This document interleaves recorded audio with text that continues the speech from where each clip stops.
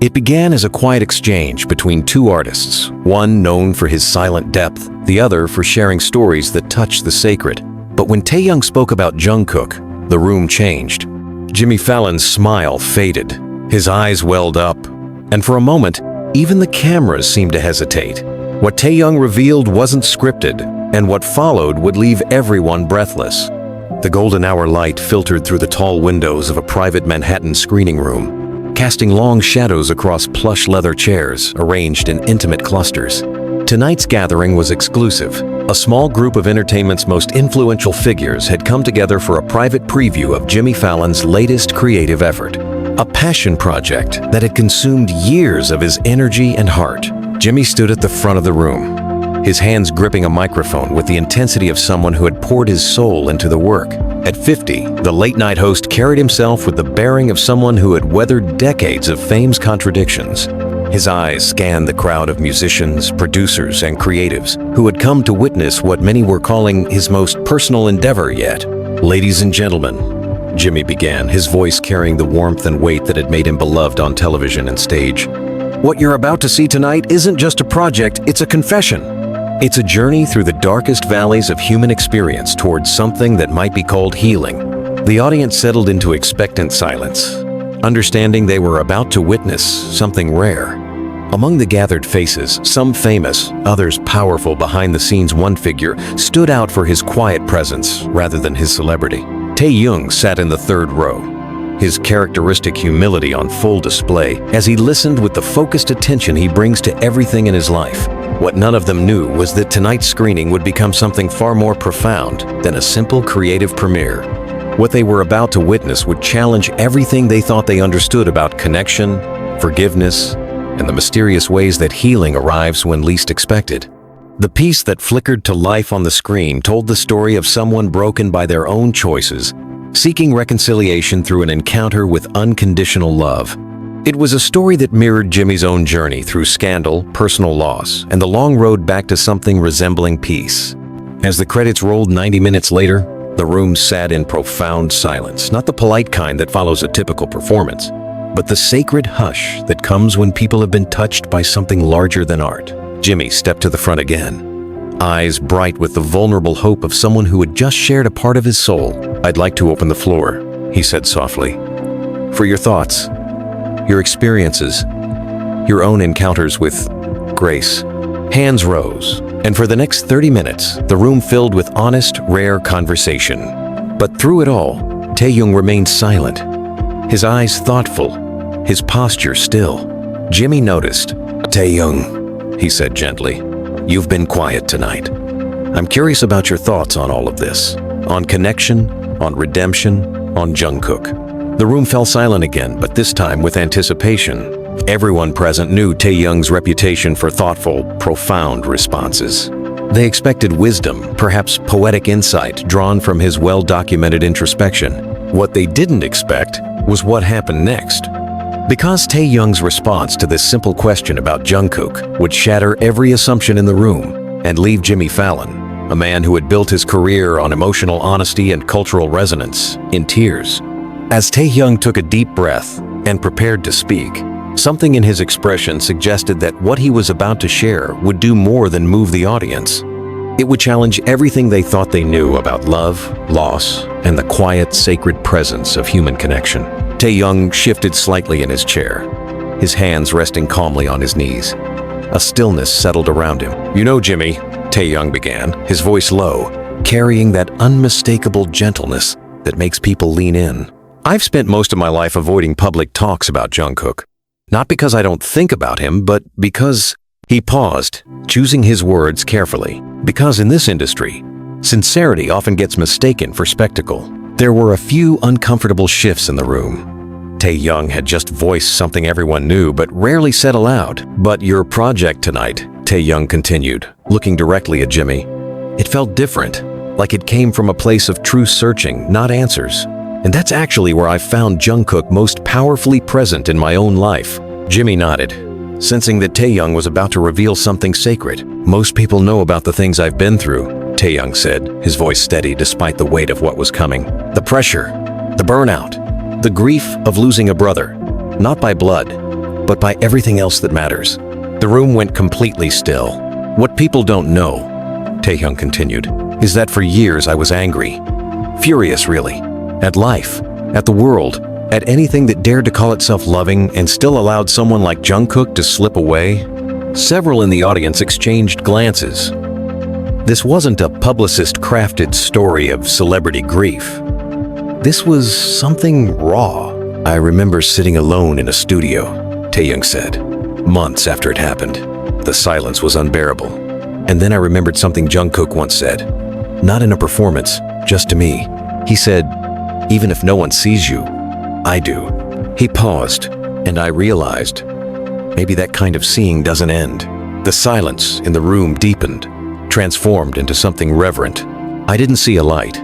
I didn't hear a voice, Taehyung said, but I felt a presence, not outside of me, with me.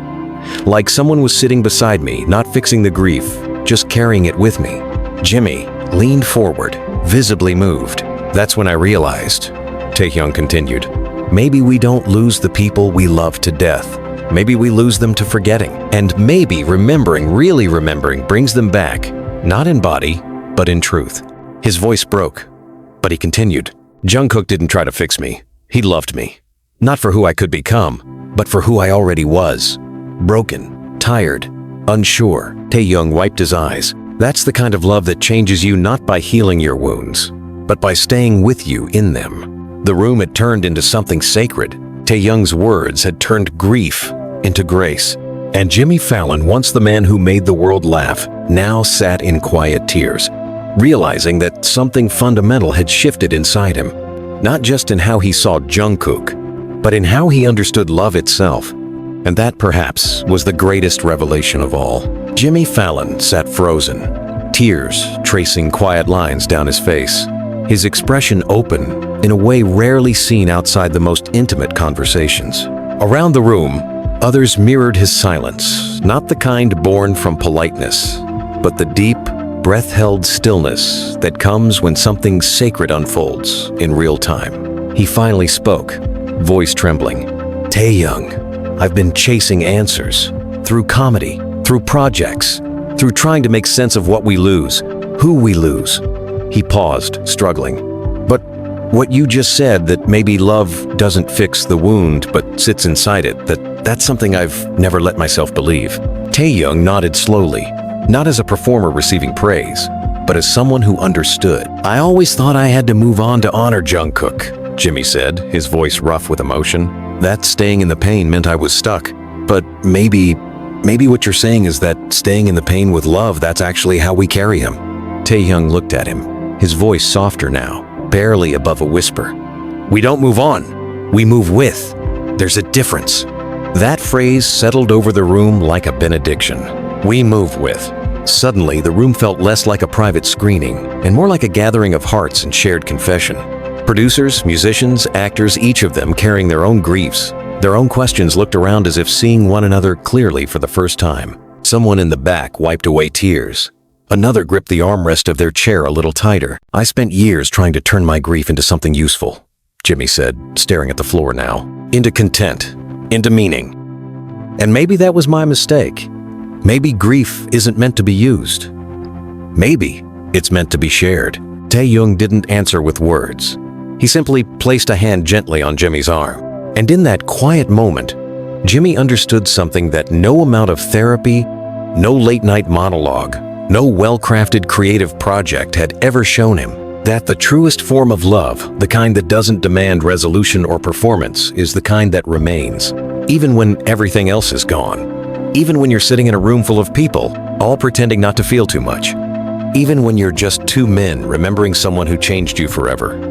Later, when the lights came up and people began to move quietly through the space, no one spoke loudly. No one made a speech. It wasn't that kind of night.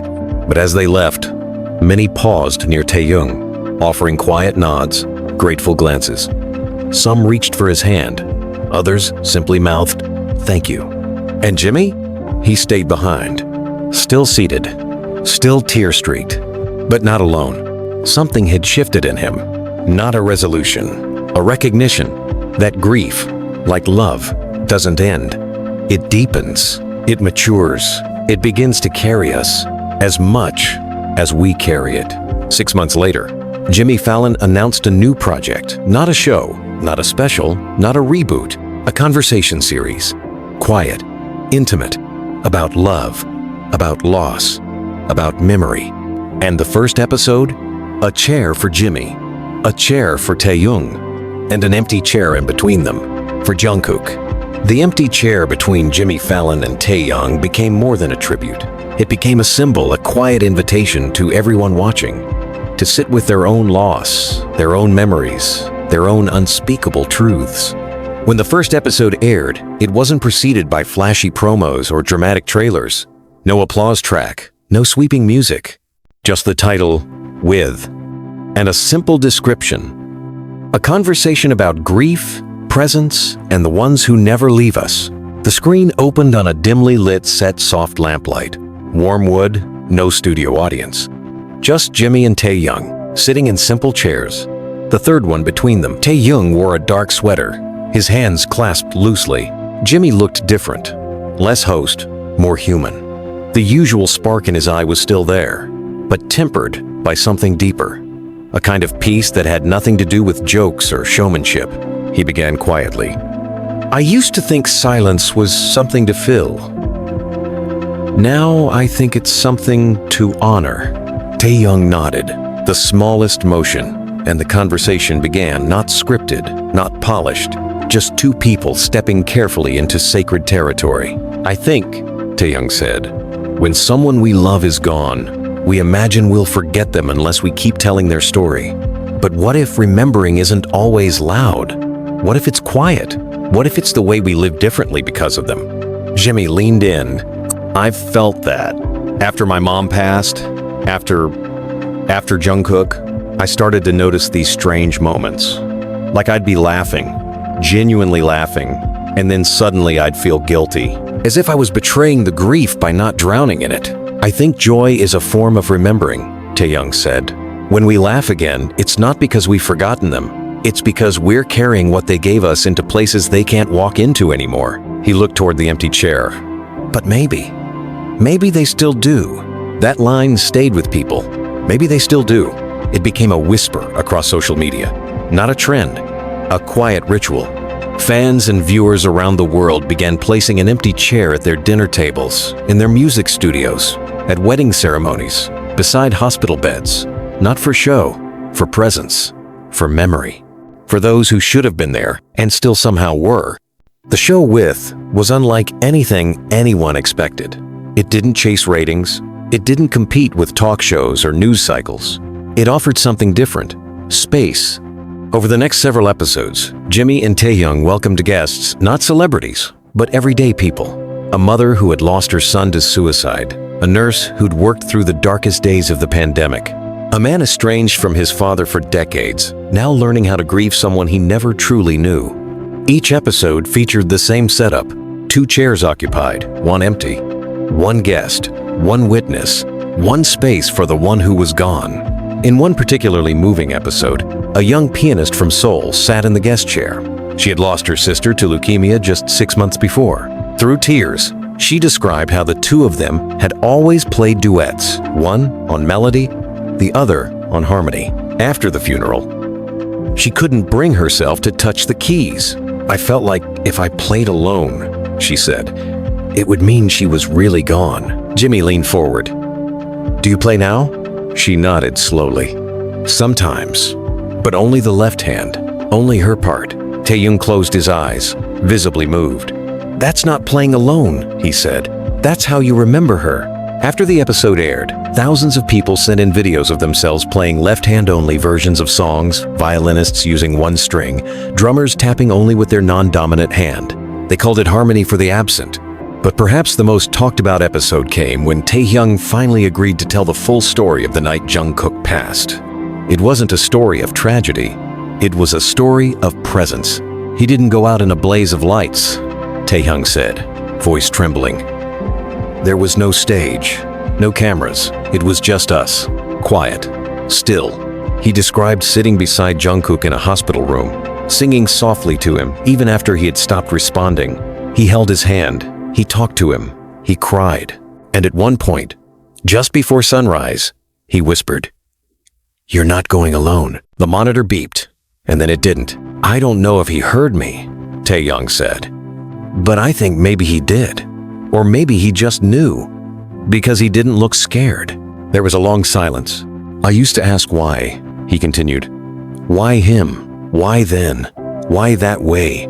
But now, I just ask, how do I love him now that he's not here to love back?" He looked directly into the camera, and the answer I found is this: I love him by remembering, by being gentle in a world that rushes, by creating beauty where he would have, by sitting with other people's pain the way he always did with mine. Jimmy didn't speak.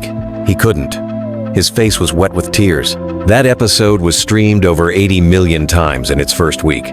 Not because of hype, but because of hunger. A hunger for truth, for presence, for something unmarketed and unpolished and true. But what happened next was even more unexpected. Inspired by With, Jimmy Fallon announced he was stepping back, not retiring, but shifting. "I've spent decades trying to make people laugh," he said in a live-streamed message, "and I'm proud of that. But now I want to help people feel, fully, honestly, without shame." He partnered with mental health foundations to create a new initiative, the Third Chair Project, a global community that encourages schools, homes, workplaces, and places of worship to leave space for grief, for memory, for the ones who are gone but not lost. The project spread quickly. Third chairs appeared at high school graduations for students who didn't make it, at weddings for parents who couldn't walk their children down the aisle, at concerts where the last encore was played, not to the crowd, but to the silence. Taehyung, who had always been known for his poetry and lyrics and performance, released a short film in collaboration with the project. It was called Still With You, No Dialogue. Just a camera moving through quiet places where someone had once been an empty recording booth, a hallway with one shoe missing, a rooftop bench at sunrise, and finally, a stage. One spotlight, one microphone, but no one steps up. The screen fades to black. Then one final line appears. "Presence is the love that stays behind." When asked in an interview what he hoped people took from With, Taehyung simply said, "That you don't have to be okay to be loved." Jimmy echoed the sentiment. "That's the most freeing thing I've ever learned. You don't have to heal to be held. You don't have to understand your loss to honor it." 6 months after the final episode of With aired, both Taehyung and Jimmy were invited to speak at a global summit on mental wellness and media. They didn't deliver speeches. They sat in 2 chairs, with a third between them. Jimmy looked at the crowd. "We're not here to inspire," he said. "We're here to remember," Taehyung added, "and to make room for what's been lost, for what still aches, for what might never be fixed." The room rose in silence, not applause, not ovation, just presence. Presence for the things that hurt, presence for the things that heal, presence for the people who are no longer with us, but somehow still are. And in that moment, in that quiet gathering of strangers and survivors and storytellers, the truth became clear. The third chair is never really empty. It holds the weight of love that refuses to leave. And that is more than enough. In the months that followed the summit, something unexpected happened. Not in the way of viral trends or blockbuster news, but in the way that quiet revolutions always begin slowly, deeply, person by person. The idea of the third chair, born from one artist's grief and another's willingness to witness it, started appearing in places far beyond studios and stages. It showed up in hospice centers, where nurses placed a small wooden chair next to the beds of those preparing to leave this world, as a silent companion for their final hours. In refugee camps, where trauma workers sat beside survivors with nothing more than a chair between them and a promise not to rush their pain. At a university in Copenhagen, a philosophy professor left a third chair empty during his lectures. "This," he told his students, "is for all the thinkers we've lost too soon, the ones who asked beautiful questions but never lived to hear the answers." The movement wasn't about performance. It was about permission. Permission to grieve. Permission to remember. Permission to say, this mattered, they mattered.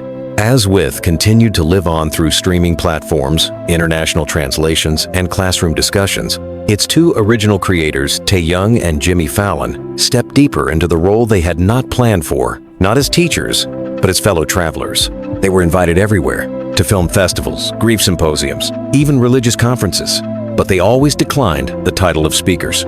"We're not here to teach," Taehyung would say softly. "We're here to listen." And listen they did.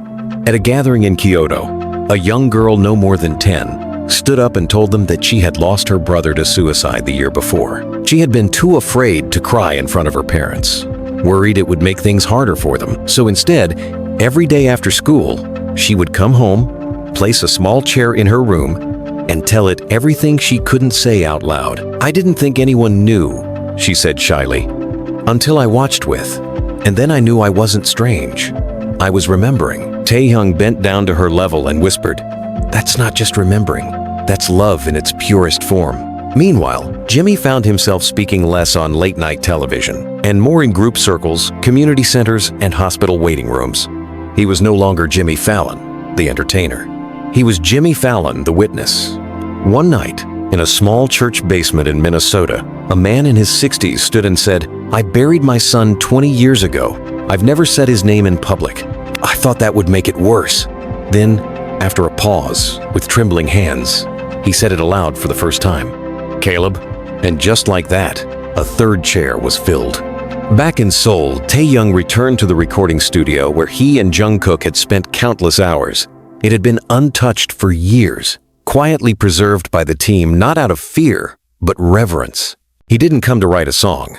He came to sit. The stool where Jungkook used to rest his legs still had the same scratch in the wood from where he'd tapped out rhythms with his heel. Taehyung placed a chair beside it. Then he sat and said nothing. For 2 hours, he remained there in silence. Not performing, not composing, just being. Later, when he was asked by a documentary crew what he was doing that day, he replied, "I was letting the silence sing."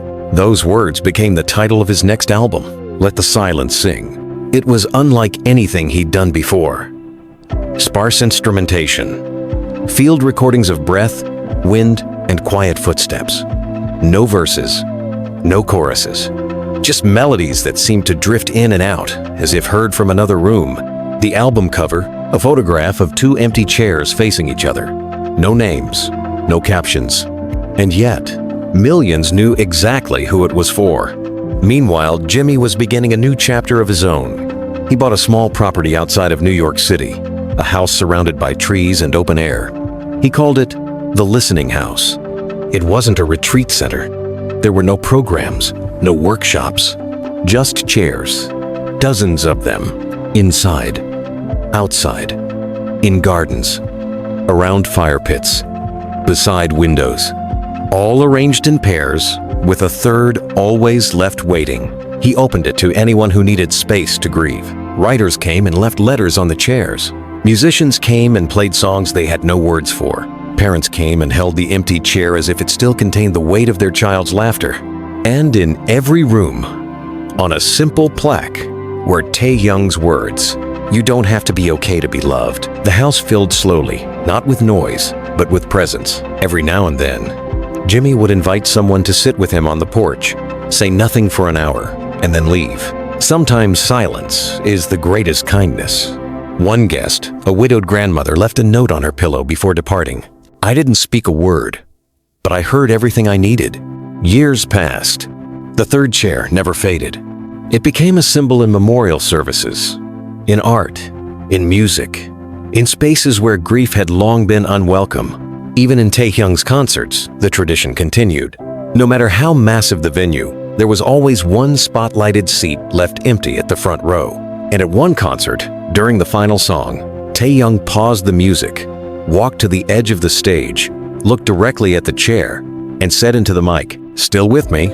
The audience stood, not screaming, just standing, hands on hearts, eyes glistening, thousands of people in silence, holding space.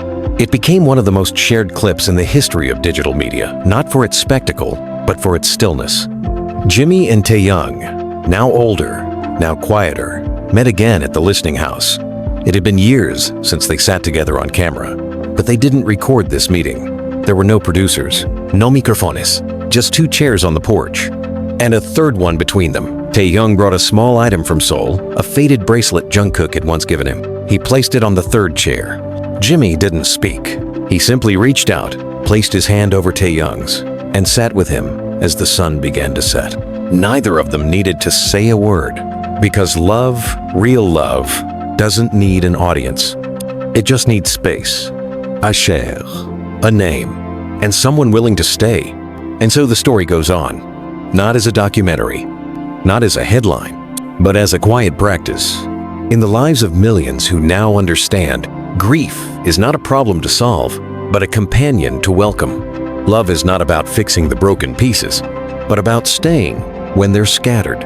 And presence, the third chair, is the most radical gift one human can give another. We all have a Jungkook, a Caleb, a mother, a best friend, a child, a love that ended too soon. We all carry silence, but now we know what to do with it.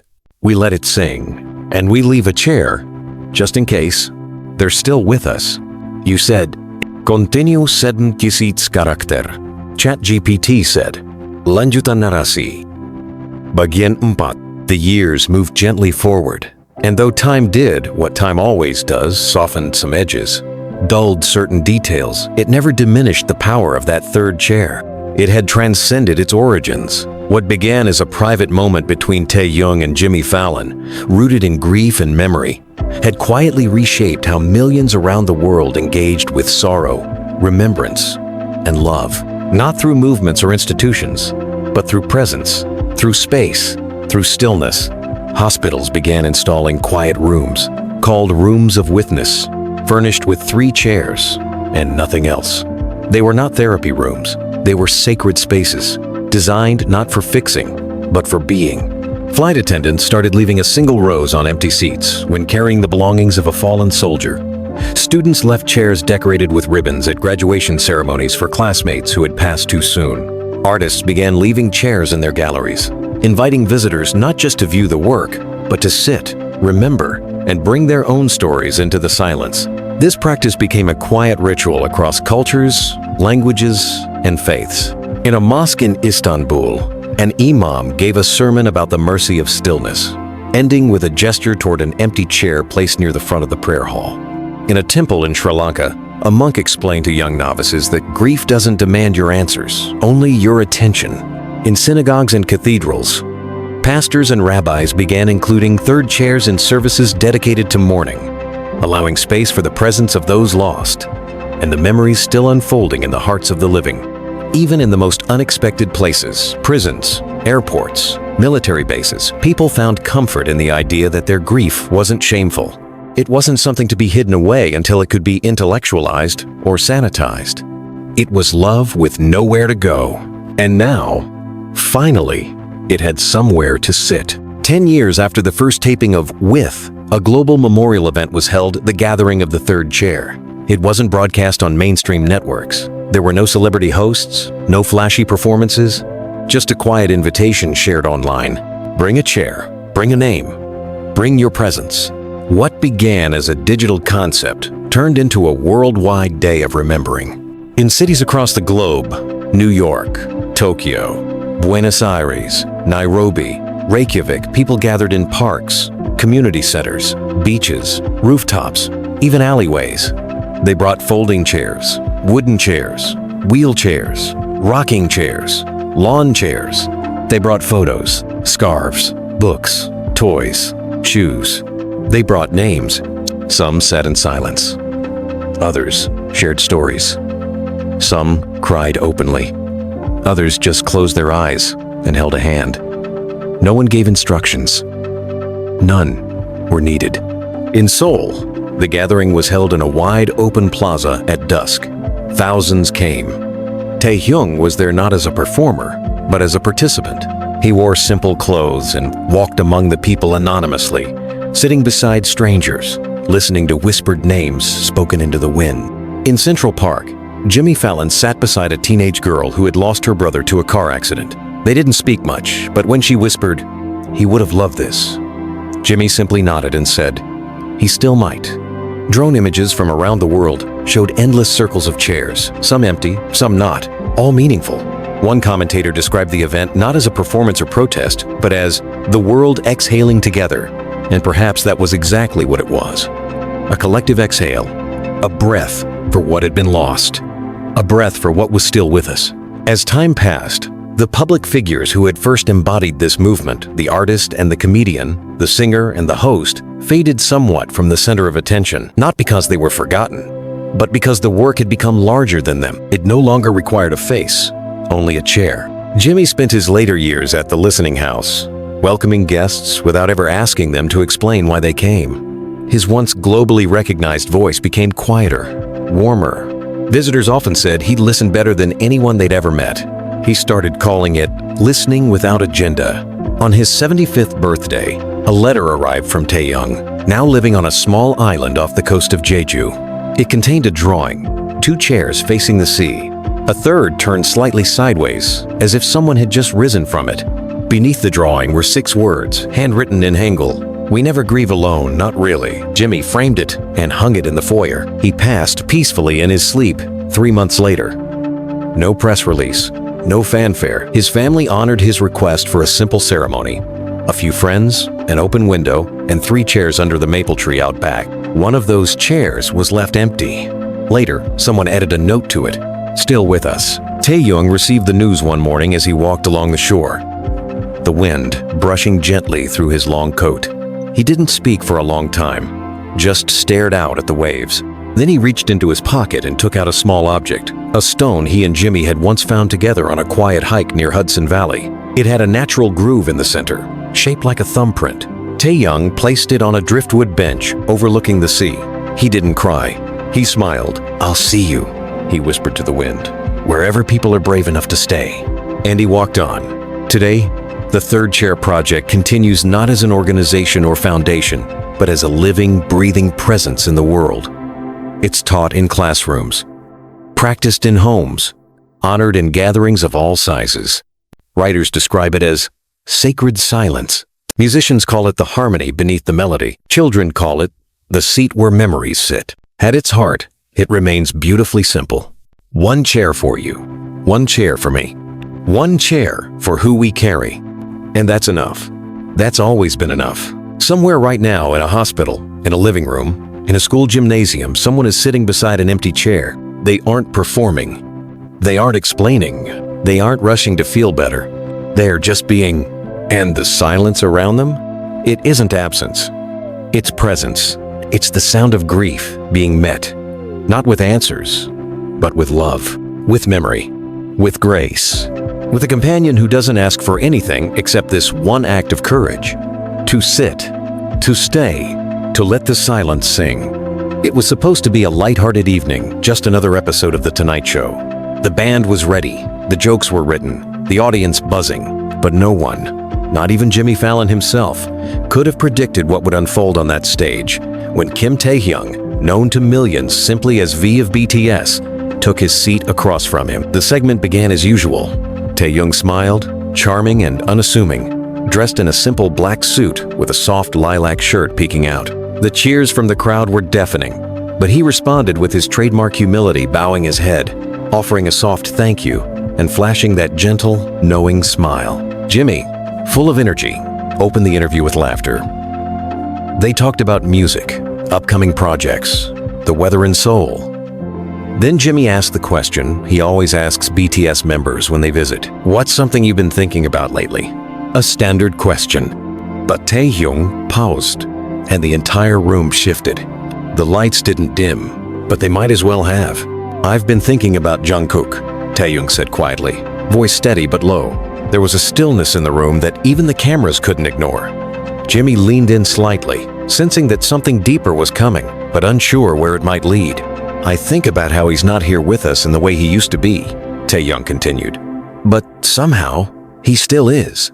The crowd, sensing the weight of his words, fell completely silent. Jimmy opened his mouth, then closed it again. Taehyung wasn't finished. "You know, we used to sit backstage before every show," he said, eyes distant. "Just the 2 of us. Sometimes we'd talk, sometimes we didn't have to." There was this quiet he carried with him. Not heavy, just full. Like he knew something the rest of us hadn't figured out yet.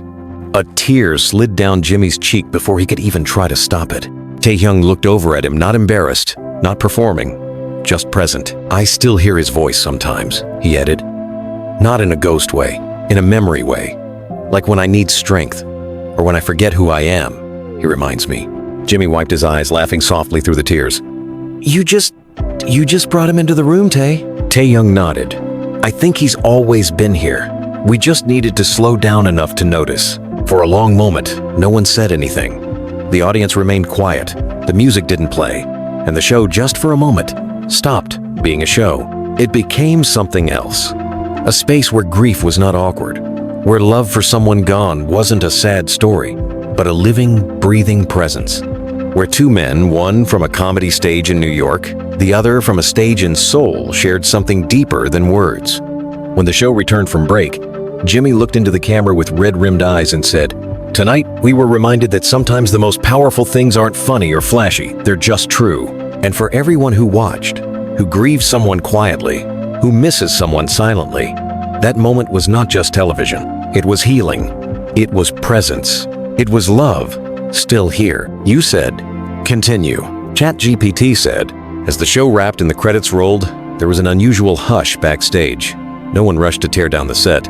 The production crew moved quietly, almost reverently, as if they too had been part of something they couldn't quite name but felt deeply. Taehyung sat in the green room, sipping tea, surrounded by silence, not awkward, but sacred. A few staff members passed by, some nodding silently, some placing a hand over their heart. He smiled gently in return, understanding what none of them needed to say. Jimmy entered a few moments later, still dabbing the corner of his eyes with a handkerchief someone had handed him after the segment. "Hey," he said softly. Taehyung looked up, calm as ever. "Hey." There was a long pause. "I wasn't expecting that," Jimmy admitted, sitting beside him. "I mean, the way you talked about Jungkook, it was like you invited him into the room and let all of us meet him again." Taehyung nodded slowly. "Sometimes people ask me why I keep talking about him," he said. "And I tell them, it's not because I haven't moved on. It's because I've moved forward with him." Jimmy looked down, voice cracking slightly. "You said something tonight I don't think I'll ever forget. That sometimes we just need to slow down enough to notice who's still with us." "I believe that," Taehyung replied. "In the spaces between the noise and the stillness, that's where they stay." The two men sat in silence again, but this time it wasn't heavy. It was peaceful, present. When Taehyung finally stood to leave, Jimmy reached out and stopped him for a moment. "Before you go," he said, reaching into his pocket. He pulled out a small pin, barely an inch long, shaped like a chair. Simple, unadorned. "I had these made a while back," Jimmy explained. "After with. I never knew when to give them out. Tonight felt right." Taehyung held the pin in his palm, eyes soft. "Thank you," he whispered. "I hope," Jimmy said quietly, "wherever Jungkook is, he knows that tonight the whole world remembered him." Taehyung smiled. "He does. He always did." Then, with a gentle bow and one last glance back at the stage, he left the building. The next morning, clips of the segment flooded the internet, but they weren't trending because of controversy or comedy. They were trending because of vulnerability. "Taehyung reminded me how to grieve with love," one tweet read. "Jimmy Fallon gave space for something sacred on live television. And I felt less alone," said another. A fan posted a photo of a chair beside a candle, captioned, "For Jungkook, for my brother, for all the ones we still carry." Within 48 hours, the hashtag #StillWithYous had over 12 million uses. Teachers began opening class with a moment of silence, not for discipline, but for presence. Therapists played the clip for clients who struggled with unresolved loss. Even late-night hosts from rival networks acknowledged the moment, calling it the bravest use of a live segment in years. Back in Seoul, Taehyung posted a single sentence on his social media. "Love never leaves It Changes Room." He included no photos, no emojis, just those words. And somehow, it was enough. In the weeks that followed, people continued leaving chairs. On rooftops and in bedrooms, in gardens and cafes, on stages and subways. Sometimes with names, sometimes with letters, sometimes with nothing at all. And every so often, someone would quietly whisper, "I see you." Because thanks to one quiet moment on live TV, the world had been reminded Grief is not weakness. Memory is not clinging. And love stays. In the silence. In the stories. In the chairs we leave waiting. Still here. Still with us.